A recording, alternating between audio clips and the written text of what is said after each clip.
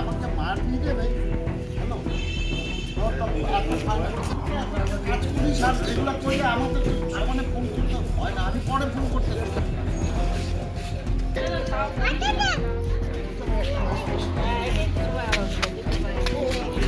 কেন যে ওই দিয়েও তো কিনে বলে যে নাম গেছে ওই জন্য আসছে না যায়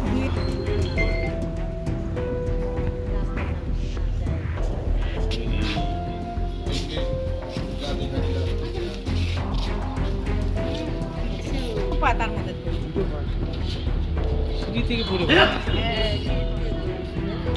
সময় করলাম না, 2000 দিয়ে আমাদের নাম নাই পড়ে। আচ্ছা, ওই জন্য আসছে, লিস্টে নাম নাই বলে আসছে। নোটিশ এসেছিল? কি সমস্যা আপনার হয়েছে, কি হয়েছে? ওই যে পয়রা পা ভাঙিয়ে আসছে, তাতে আপনাকে কিসে এলেন? গাড়িতে আসছে, গাড়ি ইয়ে করে ভাড়া করে নিয়ে আসছে। এই দু পা ভাঙা পরে গাড়িতে কষ্ট হচ্ছে? কষ্ট হচ্ছে, কষ্ট হচ্ছে, ব্যথা তো আসছে যে ওই যে নাম নাই, আবার যদি এখন না আসে, আবার যদি না থাকে ওই জন্য আসছে। আতঙ্কে ছিলেন আপনি? হ্যাঁ, আতঙ্কে ছিলেন? হ্যাঁ, আতঙ্কে। তো ওইটা তো জানতাম না, বাড়ি গেলে ভালো হতো, এই জন্য আসা হচ্ছে এখানে ইয়ারিংয়ে ডাকছে বলে। এখনো দু পায়ে ভাঙা, কিভাবে ভাঙলো? পয়রা শীত থেকে পয়রা ভাঙছে। পরে কাগজ চাচ্ছে, এখন ম্যানেজ করা যাচ্ছে না। স্কুল সার্টিফিকেট চাইলো, সার্টিফিকেট দেখালাম, এখন অ্যাডমিট কার্ড চাই, এগুলো সব নষ্ট হয়ে গেছে। আপনার বাড়িতে কি হয়েছে? পা ভাঙছে। এখানে কিভাবে আনছেন? এখন আসতেই হবে, আসলে তো হচ্ছে না। হ্যারিং যখন ডাকছে আসতেই হবে, কষ্ট হচ্ছে তো বলতে আসতে না, আসলে হয়তো ওই আবার ভোটের নাম থাকবে না, অনেক সময় বলছে এই ভয় আসেন? সেই ভোট আসে। মানুষকে এইভাবে হ্যারাসমেন্ট করার কোনো যুক্তি নেই। আজকে যেভাবে নির্বাচন কমিশন যেভাবে এসআর এর মাধ্যমে মানুষকে হয়রানি করার চেষ্টা করছে, একটা জ্বলন্ত উদাহরণ আজকে কদিন ধরে হিয়ারিং হচ্ছে, দেখতেছি একের পর এক অসুস্থ রোগীগুলো হাঁটতে পারতেছে না, প্যারালাইসিস রোগী, হেমোগ্লোবিন নাই, বেড রিডেন লোক, তাদেরকে টেনে টেনে নিয়ে এসে হিয়ারিং করানো হচ্ছে। এইটা যদি নির্বাচন কমিশনের দায়বদ্ধ হয়, এইটা যদি একটা হয়, এটা তো ডাইরেক্ট নোংরা রাজনীতির মধ্যে চলে গেছে। যে মানুষকে কোথায় সহযোগিতা করবে, এই ভদ্রমহিলা ফর্ম ফিল আপ করছে, তার হিয়ারিং নেওয়ার দায়িত্ব নির্বাচন কমিশনের। নির্বাচন কমিশন এখন দেখবে না মানুষের সুস্থ না অসুস্থ, তাকে নোটিশ দিয়ে দিচ্ছে, তাকে আসতে হবে। ভদ্রমহিলা ভয়ে চলে দুটা পা ভাঙা, এই অবস্থায় আজকে গাড়ি রিজার্ভ করে, একটা মানুষ সাধারণ পরিবারের লোক গাড়ি রিজার্ভ করে তাকে হিয়ারিং আসতে হচ্ছে। এতে প্যাথেটিক আর কিছু হয় না। আমি ধিক্কার জানাই নির্বাচন কমিশনের এই ধরনের কর্মসূচিকে। আমার মনে হয় এদের মানে এসআর চলছে ভালো কথা, হিয়ারিং করবে ভালো কথা, কিন্তু মানুষ যেন বিভ্রান্ত না হয়, মানুষ যেন ইসে না পড়ে, আমার মনে হয় এটা দেখা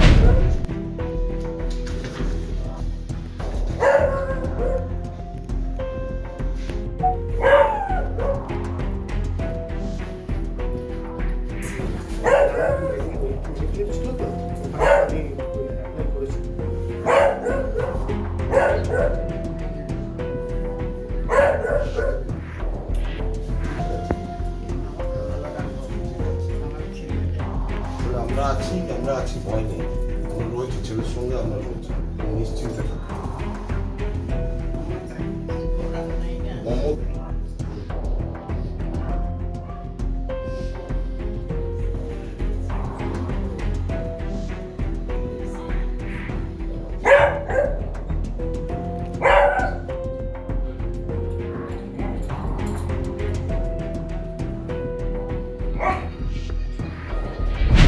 মায়ের নামে অ্যাপ্লাই করাতে খসড়া লিস্টের নাম পাওয়া তো আমাদের কাছে ডেকে পাঠায়, তো ওনারা আমি যাওয়ার পর আমাদের এই নোটিশটা দেন। তখন আমি ওনাকে বলি যে আমার মায়ের তো বয়স বৃদ্ধা, 80 বছর বয়স, এমনিও সব কিছু মনেও রাখতে পারেন না আজকাল। সমস্যা আপনার মায়ের দুরকম সমস্যা। এক হচ্ছে 2021 সালে ওনার কোমরে একটা পড়ে যাওয়াতে কোমর অপারেশন হয়েছিল, তাতে একটা রড বসানো হয়েছিল। আর তার পক্ষে এই 4 তলা আমাদের বাড়িতে লিফট নেই, তো তাকে নামানো ওঠানোটা একটা বিশাল ব্যাপার। আর এমনি কিছু মনেও থাকে না যে কোনো প্রশ্নের উত্তর বা দিতে পারবে বলে কিছু, তিনি বুঝতেও পারেন না। তো তার কাছে বলা না বলা সমান।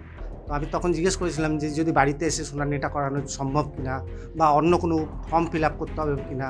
বললো না, আপনাদের যে বয়সী হোক না কেন তাকে যেতে হবে।